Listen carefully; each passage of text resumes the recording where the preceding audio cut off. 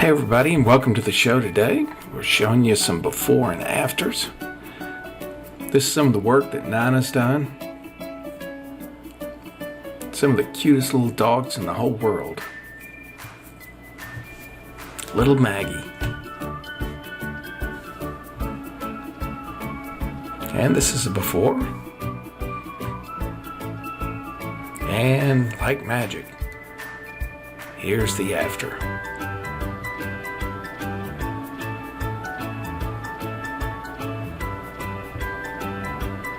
How you can tell he feels better. She feels better. That's lady. Now this is before. And here's the after. This owner likes her little dog's hair up in a bow.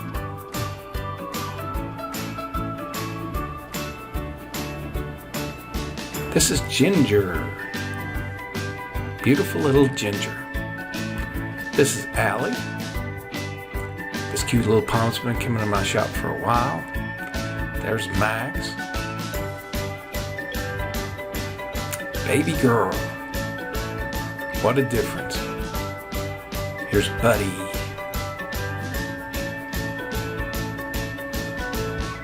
Here's Honey.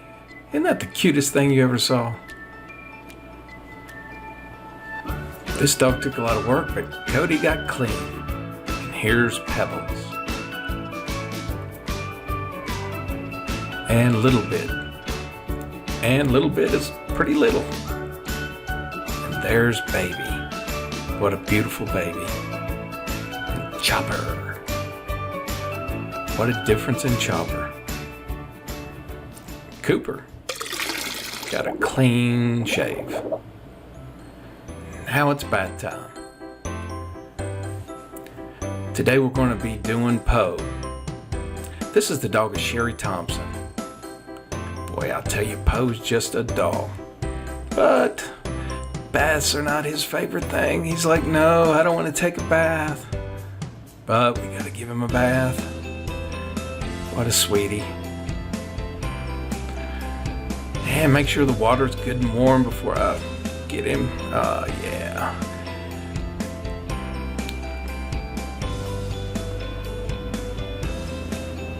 After they get into it, I think they actually enjoy it a little bit after they get past the scare of the water.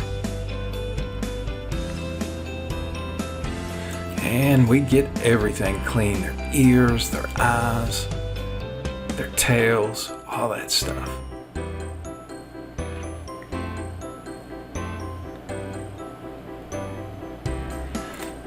And you can bet when you pick your dog up from my salon, the dogs are clean.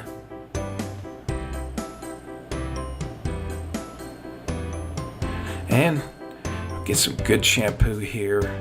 Rub it right in. Now, a lot of groomers put their shampoo in bottles and they delineate it with water. The only thing I don't like about that is where they sit in the shampoo bottles, they get cold, and then I squeeze it out on the dogs, and they don't like it because it's cold. It's like someone squirting cold water on you, and I don't blame them. So I get the dogs wet, and then I just rub them down with this. I mean, it takes extra shampoo, there's no doubt, but it's worth it to get the dogs nice and clean.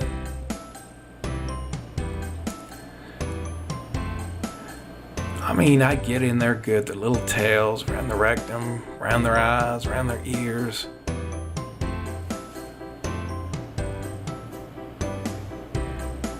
And this is tearless shampoo. That way it don't burn their little eyes, because you got to get in there real good. A lot of times Shih Tzus especially, they get all that drainage. It all backs up down in the fur there, and you got to get all that cleaned out.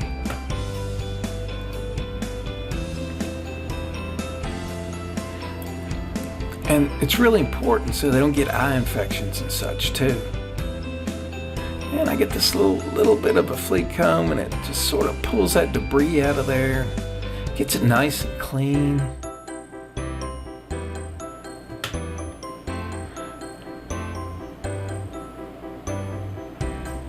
Grooming is essential to a dog's health, especially Shih Tzus.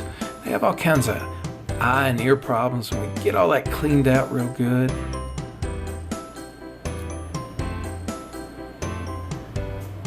I'm making sure to get all the shampoo out of the dog.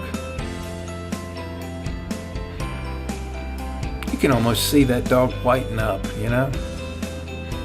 It always cracks me up. They always want to go north whenever I want to go south, and vice versa.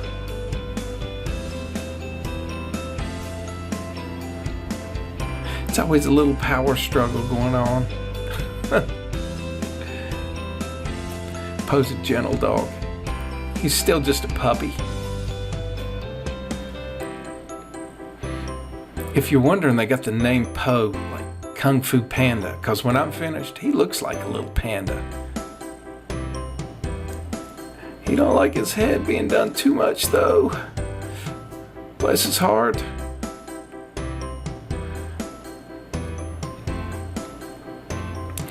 I ain't washed my hands off good here. Yeah. Go here and get a nice warm towel that just came out of the dryer. Po's ready to go. He knows he's getting out. Looky there, Po. Here I come, buddy.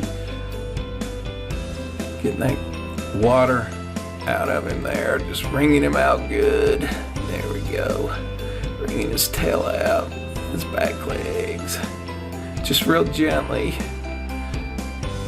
Get as much water off of him as I can before I get him up in the towel. Wrap him up like a cocoon. Get him all dried up. Alright, hold on a minute, buddy. Give me a minute so I can get you in the towel.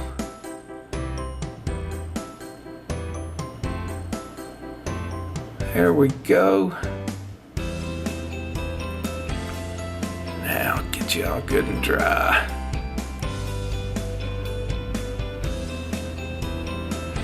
Now, the cool thing about when I'm doing the dogs here is the drier I get them with the towel, a lot less time I got to spend on the blow drying table. It's not their favorite thing to do. It's a fluff table, actually. It's what I call fluffing them. They feel so good to get some of that water out of their hair and get all cleaned up and all that junk off of them. Oh yeah, there we go. All right.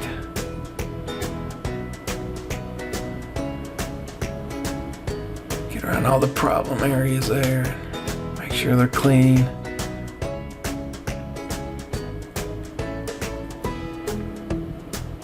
Shake it off, buddy. Shake it off. You'd be surprised how much hair they can get just shaking.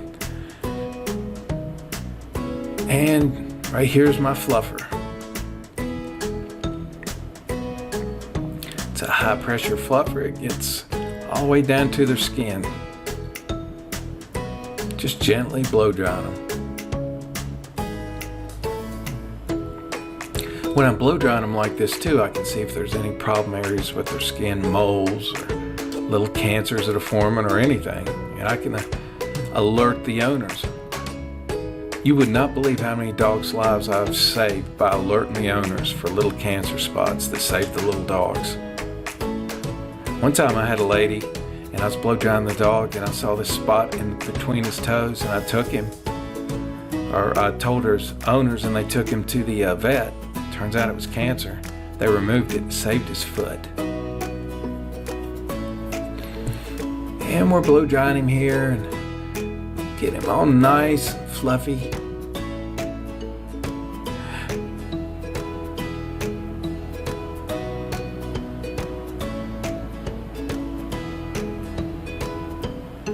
Holding the air way back so it don't irritate them too much. Gets them so clean and so fluffy. Knocks off all that dead hair. Now we're going to do the groom.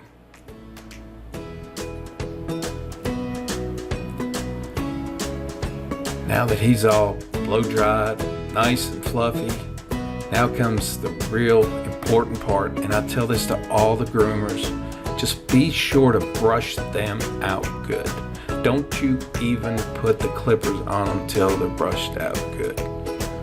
Now little Poe here, he's used to it. He really don't mind the brushing too much. Now it looks like I'm pushing hard, but I'm not. I'm just barely skimming through that hair. You don't want to push too hard. I got a slicker brush and it just cuts through that top coat. You can see he's not flinching. I'm not hurting him at all. But I am making sure I'm being very thorough. And the straighter the hair, the easier it is for the clippers to go through. You don't get those little crosshatch streaks in the dog. I mean, when you get your dog back, you don't really want it to look like it's been groomed. You don't want to see those lines and stuff, if possible. Sometimes you can't help it, but the more pure the hair is, the better brushed out it is, the easier it is to groom the dog.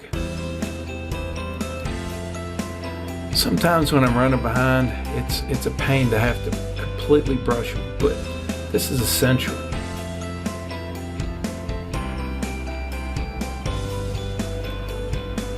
I try to make sure with every client that I do that I thoroughly do the best job I can possibly do on every single dog. And you shouldn't expect anything less. You know, it's not cheap to get your dog groomed.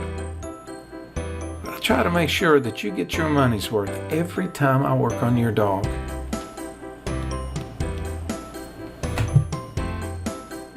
I cover every area of that dog. The brushing, the grooming, the cleaning, around their eyes, around their feet, around their rectum, around their belly, around their pads, getting their nails good. I do it all.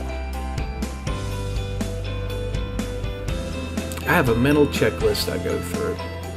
Now right now I'm going to use about a 4 on Poe. Sherry likes to keep him a little bit fluffy, and all this is really doing is just knocking off some of that wild hair, just a couple of wild hairs here and there.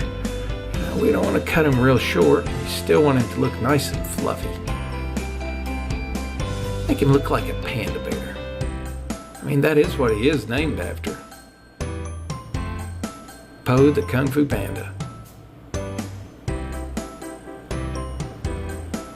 Alright. Get around those hocks real good. That's probably one of the hardest things to do is get around those back legs. You got to get the insides, the outsides. Now Poe's an excellent dog and he's used to being groomed, so it's not a problem. Most dogs, they don't care if you go down their back like that, but they never like their legs too much. The little legs are very sensitive.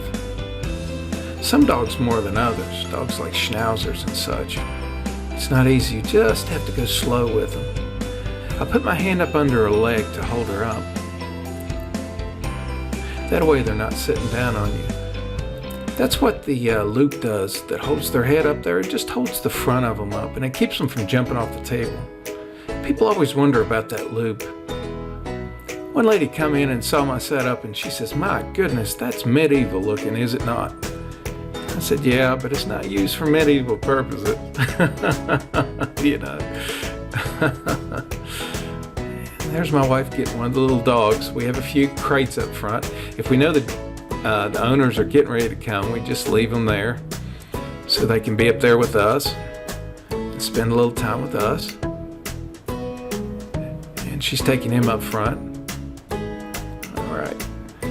Somehow the little dogs, when you're working on them, they keep scooting back a little bit at a time, a little bit at a time. You have to keep pulling them forward.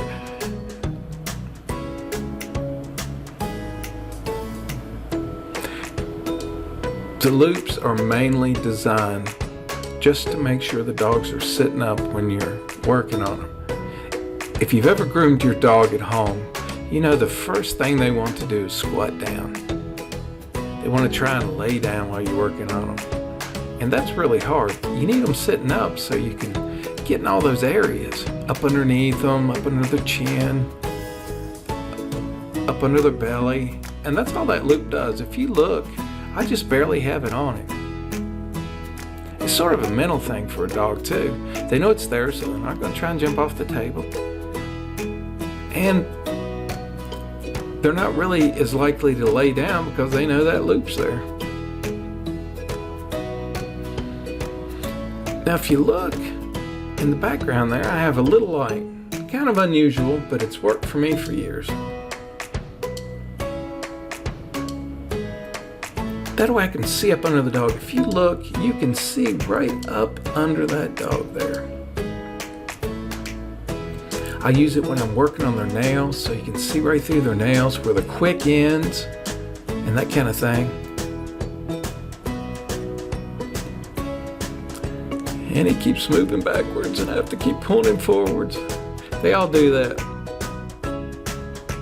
The funniest thing is if I let him go, he's going to turn north. I mean, just turn completely around for me. All the dogs do it.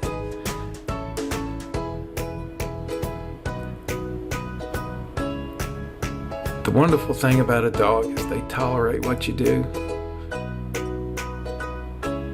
They're so loving and giving, and they trust in you. And you don't want to ruin that trust. You want to be gentle with them. Always try to clear right out all those dark spots where the little eyes run. If you can see, I'm just trimming out that, just very lightly digging out that hair, the stained hair where his little eyes run and turn the hair brown. There you go. Wow, that looks a lot better. And then we'll just trim on the top of his nose right there to round off some of them wild hairs. A lot of people ask me, what can I do about my dog's eyes? You know, they're stained all the time. And I tell them to use distilled water. I've heard from experts that works. Why?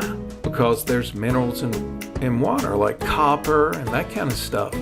Those minerals come out of their eyes, they land on the fur, and after they run for a while, those minerals and stuff get trapped in there, and the acid that's in the eyes and stuff, and it just stains any white fur. Now, if you're using distilled water, there's not minerals in that water. So minerals ain't in their body, and minerals don't come out their eyes, and minerals don't land on the fur. And it does help. So use distilled water. Now I'm cleaning out the little pads of their feet, and let me tell you, this is so important. It's so important. Why? Because if there's hair under their feet, like say this back paw right here, right? And they're trying to go down the stairs, they can fall so easy because they do not have a grip and they can really hurt themselves. It'd be like if you put on some slick socks and tried to run across your wooden floor or a waxed floor. You're going to slide. And the dogs ain't no different. If you look underneath his foot there, pooching out a little bit, he's got another dew claw too. You can't see it, it's under the fur. I always have to look for that, and I have to trim the extra hair right there. Where that extra claw is, it's like a hidden claw. It goes back to the cave dog days. And Shih Tzus, they are so bad for having those little claws for some reason. You have to keep them trimmed. If you don't, those nails curl in on themselves. They'll curve right back into the dog's skin, and I see that almost on a daily basis. One of the keys to grooming here too also is you have to follow the hair. Whatever direction the hair is going, that's where you have to go. If it twists and turns, you twist and turn with it. Because if you don't and you go against the hair, you get these little checkerboard lines. After you do all that brushing on the dog, you certainly don't want it to look choppy. You don't want it to look like a blades went through the hair. You want it to look natural. And I just hold their leg up right on the inside near their thigh, so their little foot hangs off, and I can just sort of glide off of that foot, just like that. See? Just glide, glide, glide.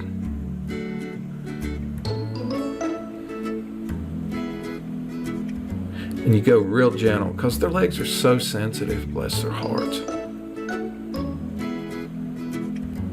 Go with the hair, go with the hair, go with the hair, go with the hair.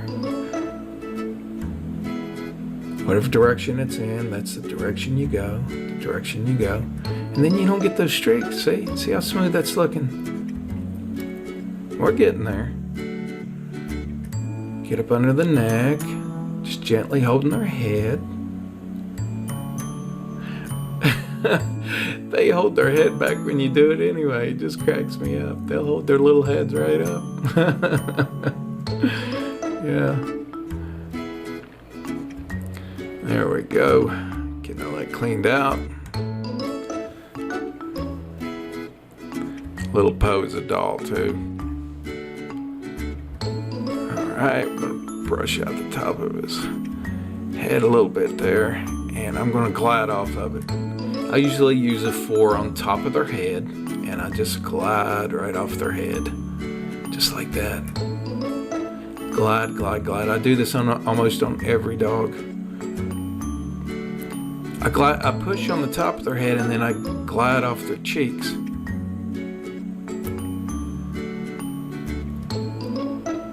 I don't want to cut all the way through that beard.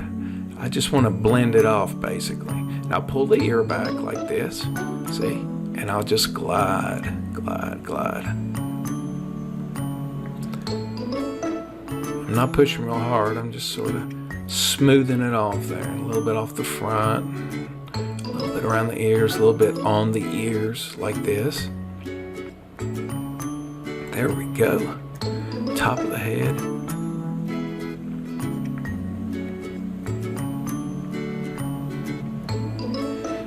And a 4 doesn't cut too deep. Now, if I have to, I can use lower the blade. But this seems to work pretty good on Shih Tzus, is 4s on that head. Sometimes I use 5s too. Now I'm using my Moser, and I'm getting the hair off the top of his nose. A lot of those dogs have that hair that just sort of hangs off the nose, and I just trim that right off of there. Just like that.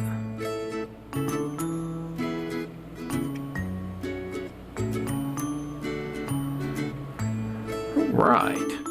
What a doll.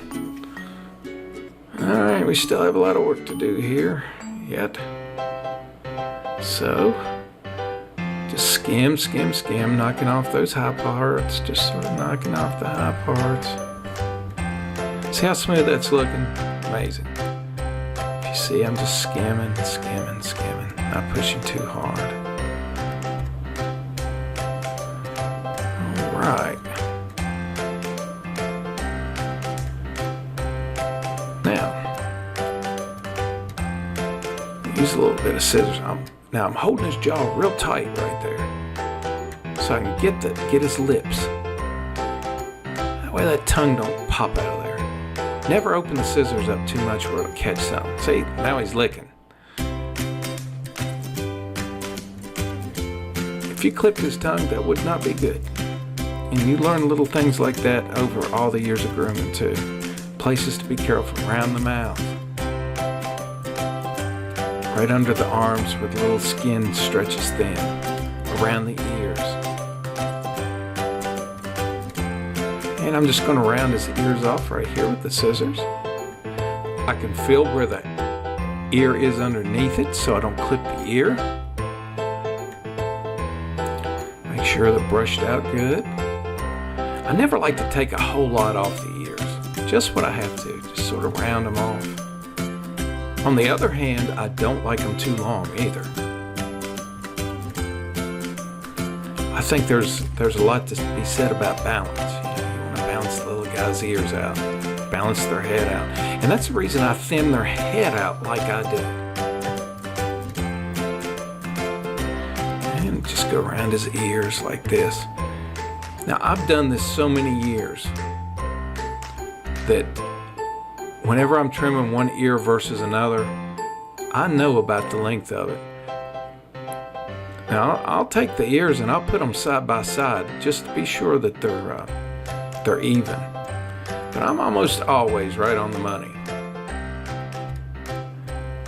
And after a while, you just get an eye for it. See, and I'm just skimming off those high parts, just knocking off the high parts with that 4. Doing the same thing there, just knocking off those little curls and high parts. Knocking a little bit of that dark hair off his little beard there. Knocking off a little bit of the high part.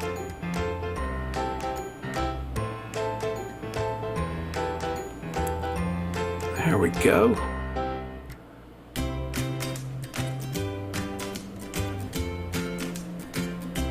Now then, I'm going to clean out the ears. Clean around the ears, that is.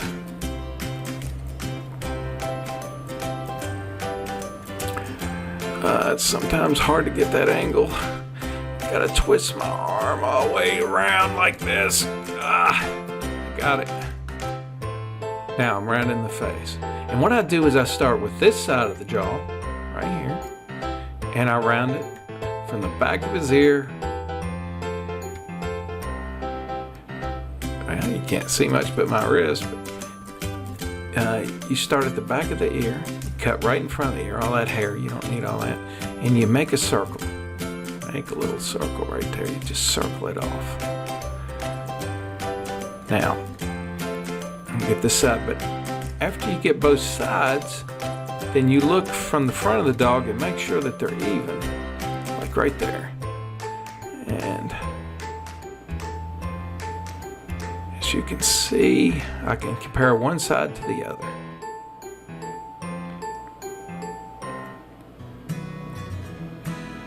Clipping off the hind parts, and now underneath I make sure that it's even, and you can see it's pretty even there now. Up underneath, making sure it's even.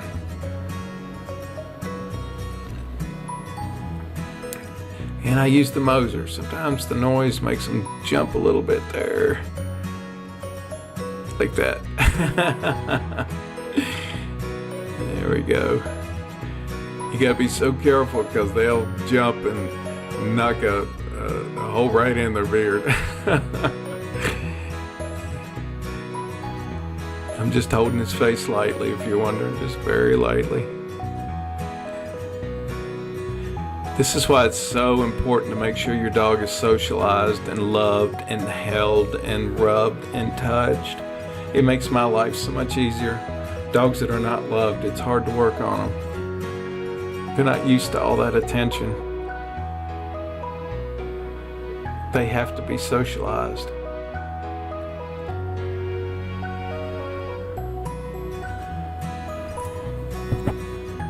I've always said I can work on, and now see here I'm measuring the ears, look at there. I'm gonna put them together again. Oh yeah, looky there, just about on the money, just a couple of hairs, bam. Look at there, now his ears are even. Now his beard is even from one side to the other. Knocking a little bit of that hair off there. One problem is I'm a perfectionist. I just keep going, and you got to know when to stop. And now we're stopped. There we go. It is time to wrap it up, buddy. Time to get your picture. I don't know why, but the dogs see this as a flag, a truce flag. They get so excited most of the time. Oh my goodness, what a dog. Look at that. Oh my goodness, what a beautiful little dog. It's time to get a picture of it. Now we do a picture of every dog. Every month we have a different backdrop. Put the little dog in front of the camera. We use a little loop to hold them in place. I'm only just a few feet from the set. I put them in the set, and then I just take the loop out of the picture later with Photoshop.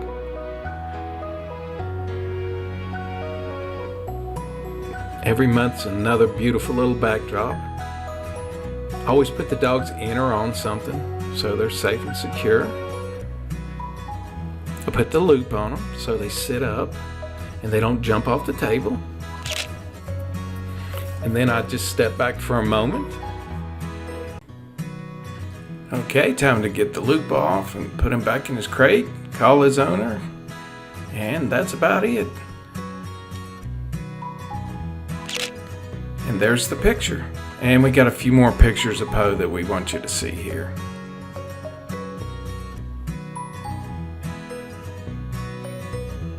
Isn't Poe cute? And that about wraps it up for today's show. Be sure to like, subscribe, and share this show. And as always, thank you for watching. Bye-bye.